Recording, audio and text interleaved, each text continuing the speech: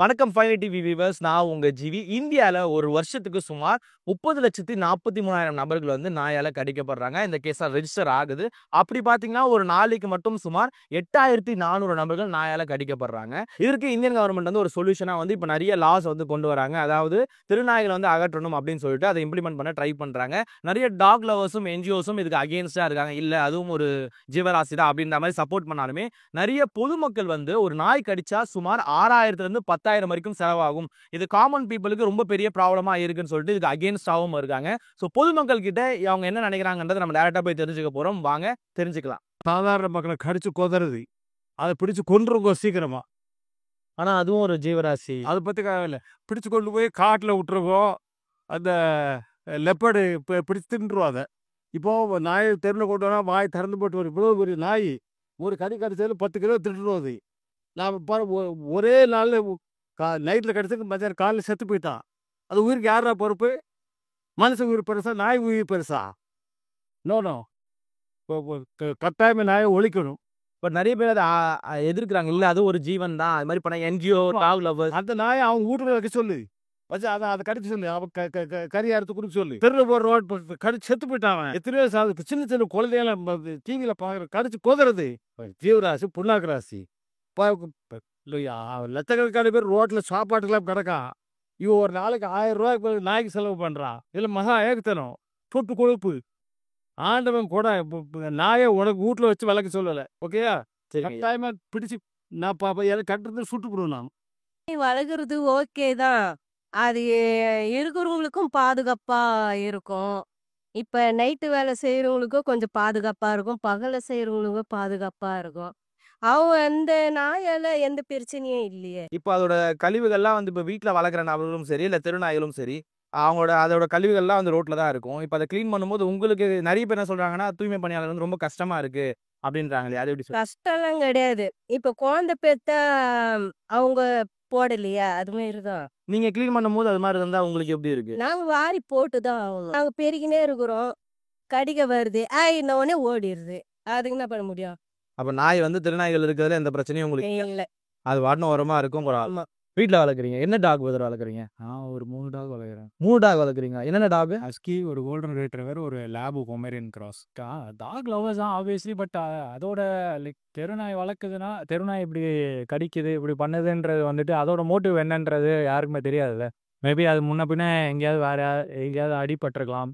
இல்லை வந்துட்டு அது யாராவது ஏதாவது அதை காயப்படுத்தியிருக்கலாம். அதனால அது வந்துட்டு மேபி அதோட மைண்ட் செட் வந்து ஹியூமன்ஸே இப்படிதான்ற மாதிரி இருக்கு. அதோட மென்டாலிட்டி எப்படின்றது தான் நமக்கு தெரியும். But still it is safer to have dogs in the since you are a dog lover and 3 dog நீங்க வளர்க்கறதுனால, நெறைய பேர் சொல்றது டாக்லாம் வளர்க்க லைசென்ஸ் எடுக்குறது பெரும் பிரச்சனையா இருக்குன்றாங்க. நீங்க லைசென்ஸ் எடுத்துட்டீங்களா? இல்ல, ஆக்சுவலா லைசென்ஸ் வந்து பேப்பர் ஒர்க் வந்து நீங்க லைக் டாக் அட் பர்த்ல, அதாவது பர்த் ஆகி நீங்க ப்ராப்பரான ஒரு பிரீடர் கிட்ட வாங்குறீங்க அப்படின்னா வித் பேப்பர் ஒர்க்கோட தான் உங்களுக்கு கொடுப்பாங்க. அதெல்லாம் ஒன்றும் பெரிய. ஸோ உங்ககிட்ட வந்து லைசென்ஸ் இருக்கு. நீங்க வளர்க்குறீங்க. ஆனா இப்போ உங்களுக்கு தெரிஞ்ச ஃப்ரெண்ட்ஸ் யாராவது நாய் கடிக்கு இப்ப நீங்க உங்க வீட்டுக்கு வர நபர்கள்லாம் வந்து நாய் பார்த்து பயப்படுற மாரி இல்ல, லைக் எங்க வீட்டுக்கு வரவங்க யாருக்குமே வந்துட்டு even kids are coming and going. அவங்களாம் வந்துட்டு இத்தனைக்கும் எங்க அம்மா டியூஷன்லாம் வச்சிருக்காங்க. நான் அப்பெல்லாம் எந்த சின்ன பசங்களும் இல்லை நாய் இருக்குது நான் வரமாட்டேன். இண்டிவிஜுவல் ஹோமா இல்ல நீங்க அபார்ட்மெண்ட்ல இருக்கீங்களா? இல்லை, இண்டிவிஜுவல் வில்லால இருக்கீங்க. ஓகே. ஸோ இப்போ மக்கள் வந்து நெறைய நபர்கள் வந்து இல்ல நாய்க்கு ஆதரவா அதுவும் ஒரு உயிர் தான். அதையும் காப்பாத்தணும் அப்படின்றாங்க. இப்போ லாஸ்ட்டா ஒருத்தர் பேச அதெல்லாம் புடிச்சு கொன்னுருங்க. என்கிட்ட கன் இருந்தா நான் வந்து ரோட்லயே சுட்டுருவேன். இப்பதான் ஒருத்தர் வந்து சொல்லிட்டு போனாரு. ஸோ இது மாரி நபர்கள பார்க்கும்போது எப்படி பார்க்குறீங்க? அதெல்லாம் கண்டிப்பா ஆப்வியஸ்லி தப்பு. We don't have rights to take லைவ்ஸ்ன்றவங்க. அது either it is human or it is animal. நமக்கு வந்துட்டு அவ்வளோதான், இட்ஸ் தேர். உங்களால் ஹெல்ப் பண்ண முடியலனாலும் அட்லீஸ்ட் விடுங்க. அந்த மாதிரி அதை ஃப்ரீயாக இருக்கிற மாதிரி விட்டுறணும். இப்போ இதனால பாதிக்கப்படுறவங்க நெறைய பேரு பசங்கள இழந்துடுறாங்க, அம்மாவ இழந்துடுறாங்க. அவங்கலாம் வந்து கவர்மெண்ட் கிட்ட இந்த மாரி முறையிடும்போது கவர்மெண்ட் என்ன பண்றாங்கன்னா, மொத்தமா எடுத்துடலாம் அப்படின்றாங்களே. அது எப்படி கவர்மெண்டோட நடவடிக்கை எப்படி பார்க்குறீங்க? யங்ஸ்டரா? இல்லை, அந்த ஒரு பொலிட்டிக்கல் பாயிண்ட் ஆஃப் வியூலாம் நான் வந்து பெருசாக ஐடியா கிடையாது. பட் எனக்கு ஏதோ தெரிஞ்சது நான் வந்து சொல்கிறேன். But still it is a life அப்படின் போதே we don't have those rights to take லைவ்ஸ்ன்றேன். நெறைய பேர் வந்து சாப்பாடுலாம் வைக்கிறாங்க. இப்போ கவர்மெண்ட் வந்து ரூல்ஸே போட்டாங்க. பப்ளிக் பிளேஸஸ்ல தெருநாய்களுக்கு வந்து சாப்பாடு வைக்கக்கூடாது. இப்படின்ற மாரி நெறைய ரூல்ஸ்லாம் வந்து போட்டாங்க. இத நீங்க எப்படி பார்க்குறீங்க? ஏன் நாய் வந்து இருக்கக்கூடாதுன்னுலாம் சொல்ல வரலைங்க. நாயும் ஒரு உயிர் தான். அது இருக்கட்டும் வேணாம் தான். பட் அது நாய் தெரு நாய்க்கு சாப்பாடு போடுறாங்கல்ல, அவங்களாச்சும் ஸ்டெப் எடுத்து அந்த நாய்க்கு ஏதாச்சும் ஊசியோ மருந்தோ போட்டு கரெக்டாக மெயின்டைன் பண்ணால் போதும். இப்போ நாங்கள் டெலிவரி வேலை இவர் நாய் கடிச்சிச்சு, வேறு நாய் ஓடி வந்து கடிச்சு. இப்போ நாங்கள் எல்லாருமே வண்டியில் போகும்போது எந்த பக்கம் வருதுன்னே தெரியல, ஓடி வந்து கடிக்கு. இது பகல்ல தான் நடக்குதா இல்ல இரவுல எல்லா நேரத்துலயும் நடக்குதா? பகலில் ஒரு பகலில் 50%, நைட் டைமில் 100%. இது உங்களுக்கு தெரிஞ்ச நபர்கள் யாராச்சும் பெரிய பாதிப்பு ஏற்படுத்திருக்கா உங்களுக்கு தெரிஞ்ச யாருக்காச்சும்? நிறைய பேர் கடிச்சு ஹாஸ்பிட்டல் போயிட்டு நிறைய எல்லாம் நிறைய இப்போ தமிழ்நாட்டில் நம்ம நிறைய வீடியோ பார்க்குறோம், எவ்வளோ பேர் ஓடி வந்து கடிக்குது. அதாவது வந்து தேவையற்ற நாய்களை, வெறி பிடிச்ச நாய், சொறி பிடிச்ச நாய், கடிக்கிற நாய் அரசாங்கம் அதுக்கு இப்போ இது ரொம்ப நாளா அரசாங்கம் வந்து இந்த மருந்து கொண்டு போறோம், நாயை பிடிச்சிட்டு போறோம் எல்லாம் பண்றாங்க. ஆனா இது குறைஞ்ச பாடாவே இல்லையே. தெரியல வேணா சொல்லுங்க. தெரிய மாட்டேங்குது.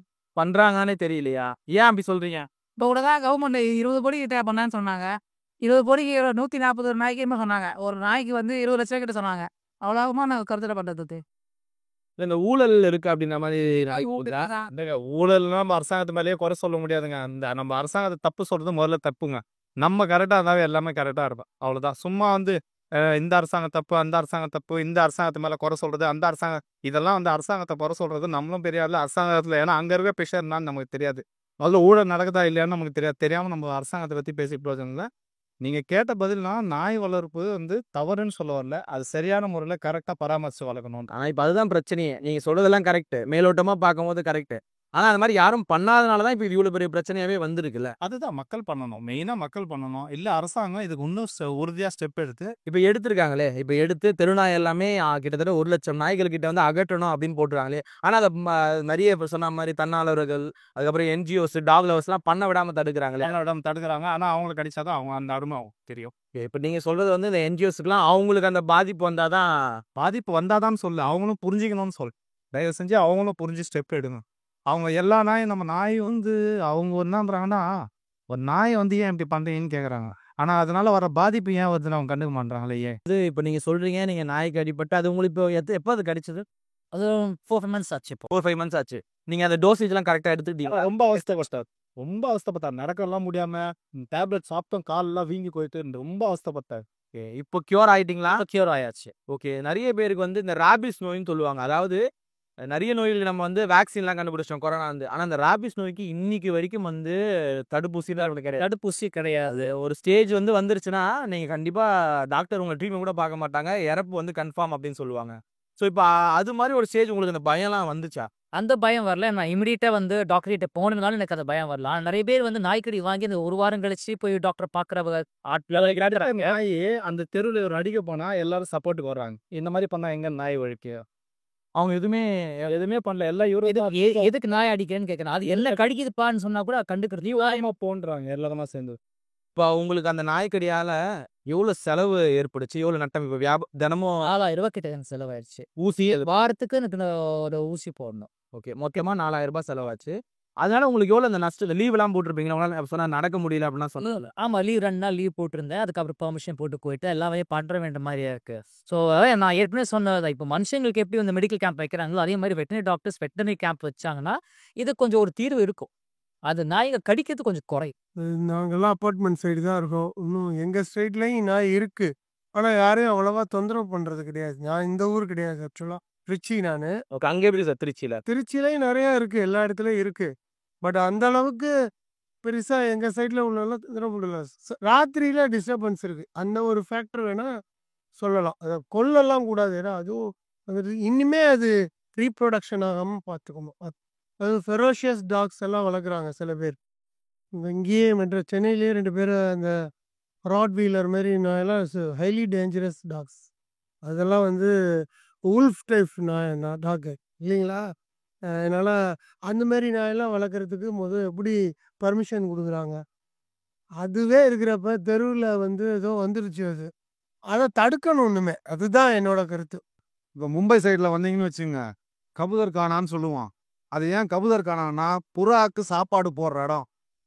அந்த இடத்துல வந்து என்ன பண்ணுவாங்க, புறாக்கு சாப்பாடு போடுவாங்க. அதே இப்போ மும்பையில் வந்து பேன் பண்ணுறாங்கிறாங்க. என்ன காரணம் கேட்டிங்கன்னா, அது எச்சம் போட்டு அதனால நிறைய வியாதி வருது. 2வது பில்டிங்குள்ளே வந்து நிறைய பேர் இதாகுது, ஆஸ்மா போன்ற வியாதிலாம் வருதுங்கிறான். சரி, இப்போ நாய் முக்கியமா மனுஷன் முக்கியமான்னு பார்த்தீங்கன்னா, கண்டிப்பாக மனிதனும் முக்கியம்தான். மனிதனும் மனிதனும் முக்கியம். மனிதனும் முக்கியம். என்ன காரணம் கேட்டீங்கன்னா, நைட்ல இவரு வெளியில டிராவல் பண்றதுல தெரியாம சொல்றாரு. நீங்க சும்மா போய் பாருங்க. பின்னாடி எப்படி தொறதுன்னு ஒரு போலீஸ்காரரு எங்க சிஐடி நகர்ல இருக்கிறேன் நானு. அவர் என்ன பண்ணாருன்னா, இவ்வளோ பெரிய இரும்பு ராடு வச்சிருந்தாரு பின்னாடி. என்ன சார் இவ்வளோ பெரிய ராடு வச்சிருக்கீங்க பின்னாடி எதுக்குன்னு கேட்டா, அவர் நைட்டு டியூட்டி போகும்போது நாய் துரத்துமா. அவர் மனுஷன புடிக்கிறதுக்கு வைக்கல அவரு அத. நாய் துரத்தும் சார்.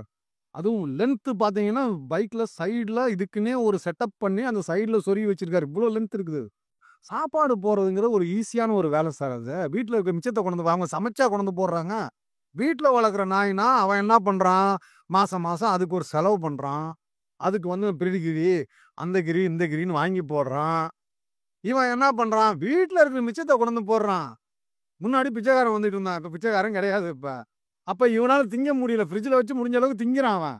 முடியாததான் கொண்டு வந்து போடுறாங்க. நமக்கு இப்ப ஒருத்தர் கடிச்சது, இவர் கடிக்காதனால இவரு சொல்றாரு. இப்ப நம்மள கடிச்சதுன்னா என்ன பண்ணுவோம்? நேரா போனோம்னா இன்ஜெக்ஷன் போடணுமா, 10 நாள் படுன்னுமா, வீட்ட விட்டு வெளில போகாதுங்கிறான். ரேபிஸ் வருதா பாருங்கிறான் அந்த நாய்க்கு.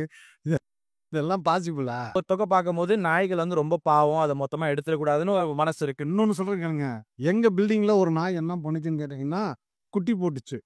குட்டி போட்டு உள்ள வச்சிருந்தது. நாங்களும் சரி குட்டி போகும் போகும்ன்னு பார்த்தோம். ஆனா எங்கள்ட்ட வந்து யூடிஎஸ் கேட்டுருச்சு அது கடைசில. நீ இது இடம் எனக்கு ஒரு 10 ஸ்கொயர் ஃபீட் எனக்கு குடுங்கிற மாரி வந்துருச்சு. எப்படி பண்ணாலும் அது தவ்வி கிவ்வி உள்ள வந்துருது. அப்புறம் பெரிய பெரிய கம்பி வேலிய போட்டு, அதுக்கு காரணம்னா பின்னாடி இருக்கிறவர் வந்து அதாவது சும்மா இருக்காம ஃபீட் பண்ணி கம்பி வேலிய போட்டு வருது. இப்ப என்ன பண்ணுதுன்னா, ரைட் ராயல் அபார்ட்மெண்ட்ல ஃப்ரண்ட் கேட் வழியாவே வந்து அவர் வீட்டுக்கு போகுது இப்ப. பக்கத்திலே கார்ல உட்காந்து அது ஓனர் மாதிரி அதையும் வலிக்குது சார். அதுவும் பராண்டுது. அது பராண்டி சீட்டை பிரண்டி மேலெல்லாம் பிராண்டி வச்சிருக்கு அப்படின்னா செல்லம்மா புள்ள மாதிரி வளர்க்குறேன். உன்னோட அதுக்கு தான் கேர் நிறையா கொடுக்குறேன். எனக்கு என்ன பொறுத்தவரை க்ளீன் பண்ண பொறுத்த எனக்கு எந்த பிரச்சனையும் இல்லைன்னு நான் ஓப்பனாக பேசிடுறேங்க. எதுவும் கிடையாது. ஆனால் பாசமாக ஓடிறது உண்மைதான். நம்ம எதனா போடுவோம், நம்ம எதனா கொடுப்போம்னு நினச்சின்னு வருங்க. ஆனால் இருந்தால் கொடுக்க போகிறோம், இல்லைன்னா இல்லை. அவங்க வளர்க்குறவங்களும் கரெக்டாக வளர்க்காங்கன்னா அது ஒரு எந்த பிரச்சனையும் இல்லை. அதுவும் வளர்க்குற மட்டும் வளர்த்துட்டு தெருவில் விட்டுட்டு போனால் அதுக்கும் கொஞ்சம் மன கஷ்டம் ஒரு இதுவாக இருப்போம். ஆளுங்களை பார்க்குறப்போ கடிக்க தான் தோணும் அது. வண்டியில போகும்போது குறுக்க இருக்க வந்து ஆக்சிடென்ட் ஆகும். ஃபேமிலி நிறைய பேர் இறந்து போய் நிறைய பேர் பார்த்துருக்கிறேன். நீங்க பார்த்துருக்கீங்களா? ஆமாம் பார்த்துருக்கேன். நான் சவாரி கூட்டு போகும்போது நிறைய வாட்டி பார்த்துருக்கேன். அதுக்கப்புறம் நாயால் சின்ன சின்ன பசங்க போகும்போது வந்து கடிச்சிடுது. ஆனால் நாயை வந்து சாவடிக்கணுன்றாங்க. அதை சாவடிக்கக்கூடாது. ஏன்னா அது ஒரு ஜீவன் தானே. அதை வந்து கவர்மெண்ட் வந்து எப்படி செக்யூர் பண்ணுமோ அதுக்கேற்ற மாரி பண்ணணும். குடும்ப கட்டுப்பாடு அது போல் சொல்கிறாங்க. அது மாரி பண்ணணும். ஆனா இப்ப என்ன சொல்றாங்கன்னா, அதோட நிறைய மக்கள் சொல்றது, அதோட ஜனத்தொகை ரொம்ப அதிகமாயிடுச்சு. இப்ப அத ஆரம்பிச்சா கூட இன்னும் ஒரு 4 வருஷம் ஆகும். அத மொத்தமா ப்ராசஸ் பண்றதுக்கு. அதுக்குள்ள நிறைய பேர் உயிர் இழப்பாங்கல்ல. அதுக்கு என்ன பண்றது? அப்படின்ற மாரி சில பேர் சொல்றாங்களே. அதுக்கு கருத்தடை பண்ணணும். அதான் நீங்க சொல்ற மாரி இப்ப ஆரம்பிச்சா கூட அது வந்து கவர்மெண்ட் வந்து பண்ணணும். பண்ணா மாதிரி கணக்கு தான் காமிக்கிறாங்க. ஒன்றும் பண்ணல. சும்மா கணக்குக்கு ஒரு 26 நாய் அது மாதிரி பண்ணிட்டு மிச்சத்தை அப்படி பண்ணிடுறாங்க.